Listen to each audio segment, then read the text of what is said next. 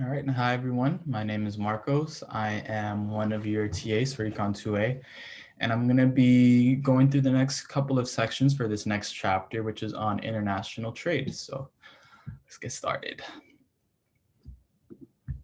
So the chapter objective, it's to understand the consequences of global trade and everything that goes into it. If you look at your shirt or whatever you're wearing, chances are, if you're in the United States, it probably wasn't made in the US. You'll probably see made in some country like this tag. So we're going to be understanding what goes into making this possible, the consequences of this, and everything in between. So, yep, here's a little roadmap. So we're first going to go over comparative advantage and why it's the foundation of international trade. But first, we're going to just get started on a few definitions. So we're first going to talk about the word import. So import as a verb is to buy goods or services from foreign sellers, and as a noun is a good or service bought from a foreign seller. So if you're importing something, that means that you are bringing it in from a foreign country or foreign seller into your home country and buying it. And as a noun, it's just a good or service that's being bought from a foreign country or seller. So the other side of that is export. So again, export as a verb is to sell a good or service to foreign buyers, and as a noun is a good or service being sold to a foreign buyer. So I'll use myself as an example because I'm in the United States. So an example of an import in the United States would be something like, I think avocados. Avocados is something that the U.S. imports from Mexico. So it's something that is being created or produced or grown in Mexico and then being imported by the United States into the United States and consumed here. So that's an example of an import.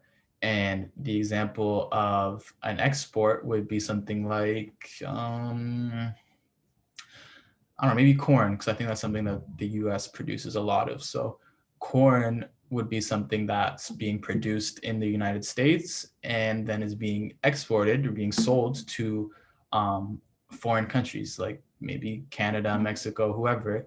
They might buy our corn, so we export that. So those are those definitions.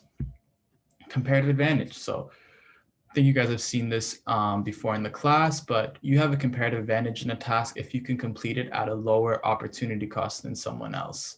So that means that you are basically giving up less to produce something. So if it costs you, let's say if it costs you one pineapple to produce a piece of corn, versus if it costs the other person two pineapples to produce one piece of corn, you have the comparative advantage because it costs you less to produce that one piece of corn. So you don't make everything yourself. You specialize in the activities that you have the comparative advantage of, and you rely on your trading partners for the rest. So that's the gist of comparative advantage. So do people really make detailed opportunity cost calculations when they decide to import or export? Yes, they actually do, but in a much simpler way. So when shopping, you look at the prices of goods or services and select the option with the lowest price.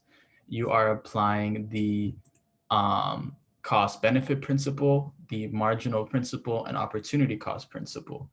So the cost benefit principle reminds us to look at the price of a good or service, and if the cost is worth the benefit.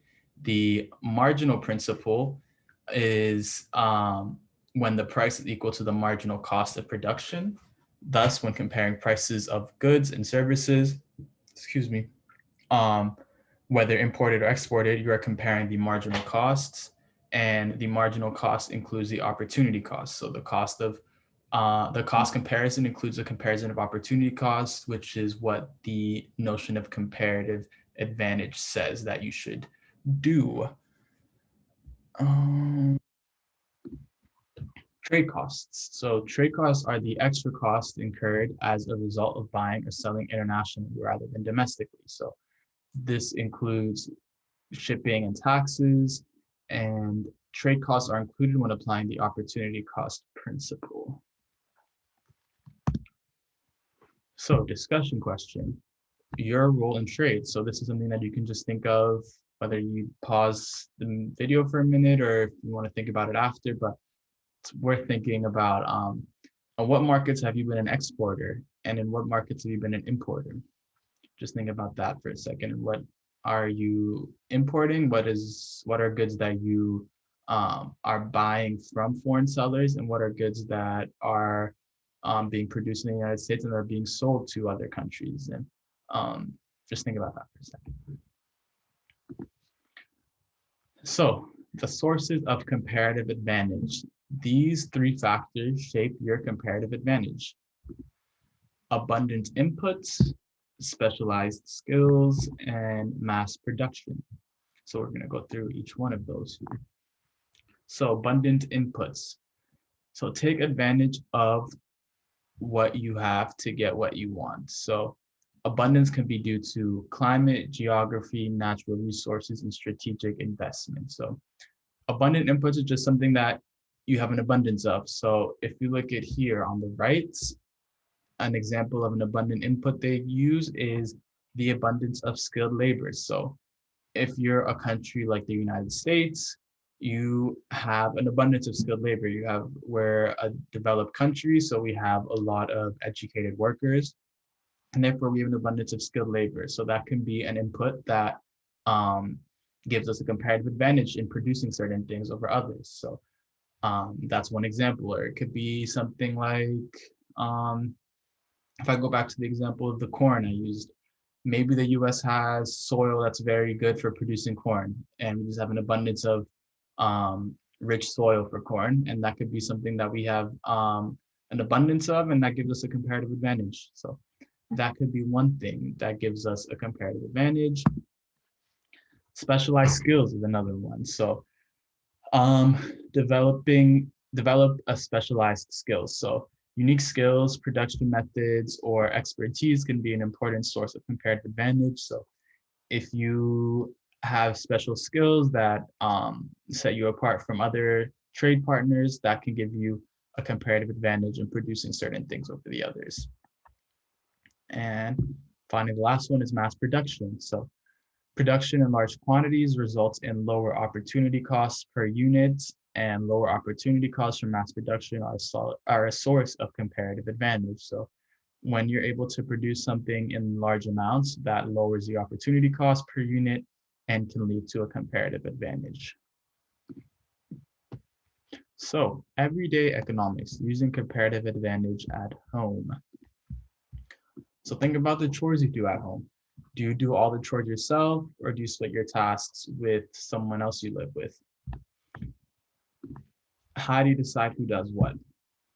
How can you apply the idea of comparative advantage to make your household run more efficiently? So I would maybe pause the video, think about it for a second, and I'll give an example of it.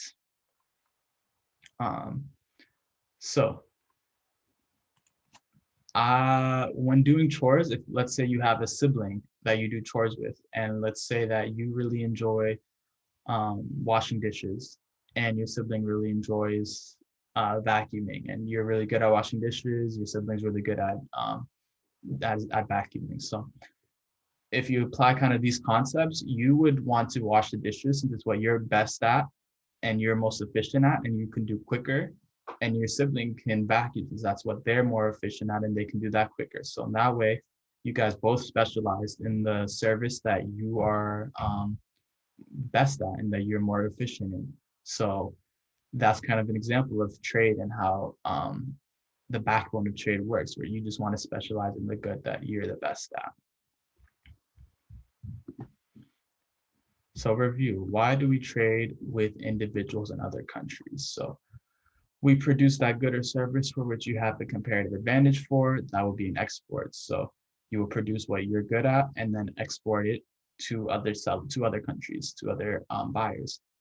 And then you would trade for everything else. So you would import what you don't have the comparative advantage for. So this increases opportunities for everyone involved. And comparative advantage is driven by those three main points, which is the abundance of inputs, specialized skills, and mass production. And I believe that's it. Yep, for section 9.1.